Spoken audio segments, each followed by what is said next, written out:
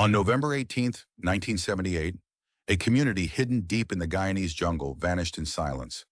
What began as a dream of equality and peace ended in a recording so disturbing it still echoes through history.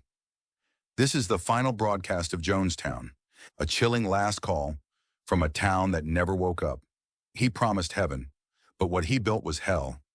Subscribe to my channel if you haven't, so you join me in bringing to life many dark mysteries of the past. All right, in the early 1970s, Jim Jones was a man people believed in, a preacher who spoke of equality, compassion, and a world without hate. To the poor and the broken, he was a light in the darkness. To his followers, he was the truth itself. They called themselves the People's Temple, a movement of hope, but hope can be dangerous in the wrong hands. Behind the sermons and the smiles, Jim Jones was changing. His faith twisted into obsession, his words became commands, and his love turned into control. When the government and the press began to question him, Jones fled, taking hundreds of loyal followers into the depths of the South American jungle. He called it Jonestown, a paradise, he said, a place where they could live free from the evils of America. But paradise doesn't have guards at its gates. It doesn't ban letters home, and it doesn't blast a man's voice over loudspeakers every night, reminding you who owns your soul. Jonestown was no longer a church. It was a cage dressed in faith. And inside that cage, one man's voice echoed louder than the jungle itself, a voice that once promised salvation, but would soon whisper something far more terrifying. A message that would mark the end, not just of a dream, but of 918 lives. And when that voice gave its final command, no one could have imagined what was about to happen next. By late 1978, Jonestown was crumbling from the inside. Food was running low, medicine was scarce, and faith, once the heartbeat of the commune, had turned into fear. Jim Jones was no longer the smiling preacher from Indiana. He was gaunt, paranoid, and addicted to drugs. He spoke of enemies everywhere: the CIA, defectors, the U.S. government. He told his followers they were surrounded, that the outside world wanted to destroy them. But the truth was, the world had already noticed. Families back home had begun asking questions. Reporters whispered about strange disappearances, about people being held against their will. That's when Congressman Leo Ryan decided to find out for himself. In November 1978, Ryan flew to Guyana with journalists and concerned relatives.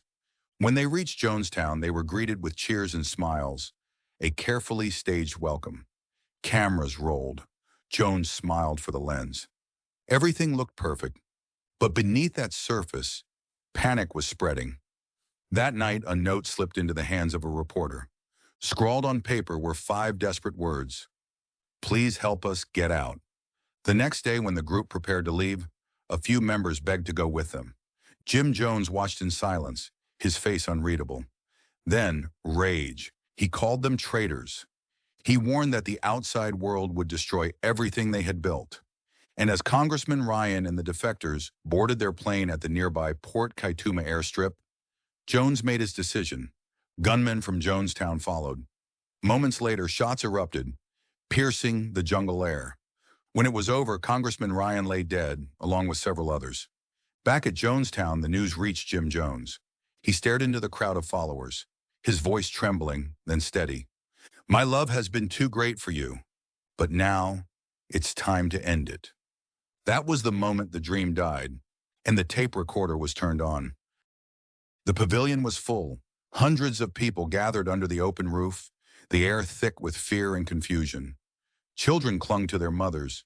Men stood silently, waiting for orders, and in the center sat Jim Jones, clutching a microphone. A reel-to-reel tape recorder began to spin. The FBI would later label it Q042, but the world would remember it as the Jonestown death tape. His voice was calm, almost gentle. "My love for you was strong," he said, "but we must die with dignity. We can't live in a world that's so evil." The crowd listened in silence. Some nodded, others trembled. They trusted him, the man who had fed them, sheltered them, preached to them. And now he told them this was the only way out. Then came the sound. Cups being filled, children crying, a mother's whisper, Drink it, honey. It's just medicine. Jones kept talking. His words rolled over the screams like waves swallowing the shore. Don't be afraid to die, he said. It's a beautiful death. But in that crowd, one voice refused to fade.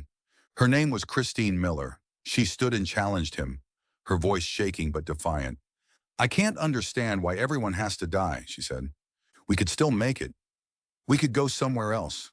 For a moment, the air shifted. A murmur spread through the crowd. Was she right? Could they still live? Jones's tone changed. Christine, he said, you're afraid to die. Death is not our enemy. Submission is. The crowd quieted again. Christine's voice was drowned out by the sound of crying children and Jones's relentless commands. That tape would keep recording until the very end. Every word, every scream, every final breath. And when it stopped spinning, 918 souls would be gone. But the most haunting thing is that Jim Jones's voice never wavered. Not once. The pavilion fell silent, except for the crying.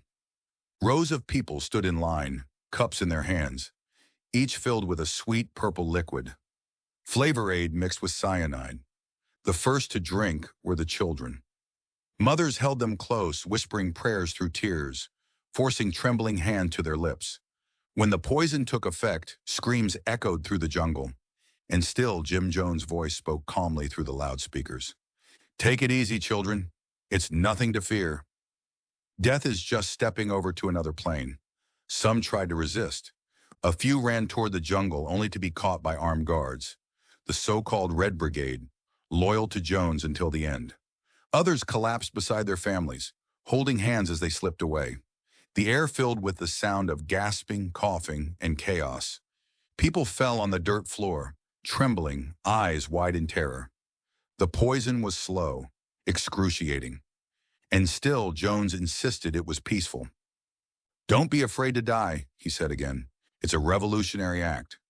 He spoke of betrayal, of the congressman's death, of a world that would never understand them. But no one was listening anymore. They were dying. Minutes passed, the cries grew weaker. The crowd, once filled with songs and sermons, was now silent. The tape recorder captured the faint rustle of bodies, the buzz of insects, and one last whisper. We didn't commit suicide. We committed an act of revolutionary suicide, protesting the conditions of an inhumane world. Then, a long pause, a chair scraped, a sigh, and finally, a single gunshot. Jim Jones was dead. The preacher who promised heaven had found his own way there, through the barrel of a revolver. When rescuers arrived the next day, the jungle was still. Hundreds lay side by side, men, women, children, faces turned toward the sky. And somewhere in the dirt, the tape that had recorded it all was still turning. When the sun rose over the Guyanese jungle, the world stood still. The air was heavy, silent, except for the distant hum of insects. Investigators stepped into Jonestown and froze.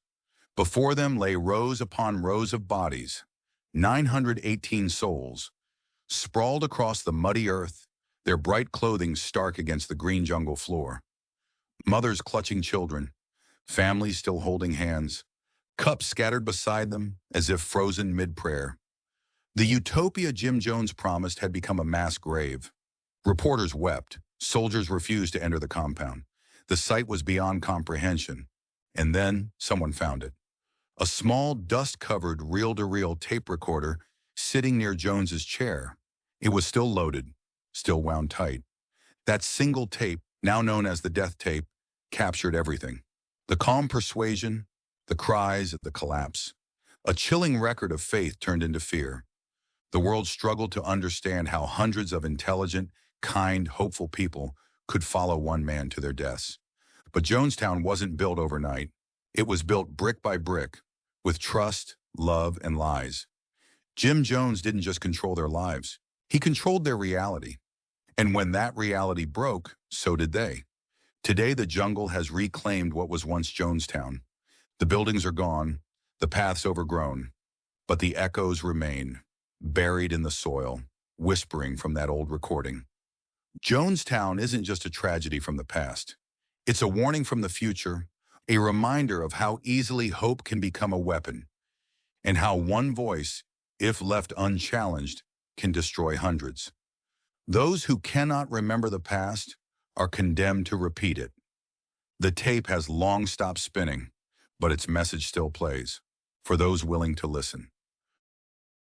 The story of Jonestown isn't just about faith, it's about control, fear, and the cost of blind devotion.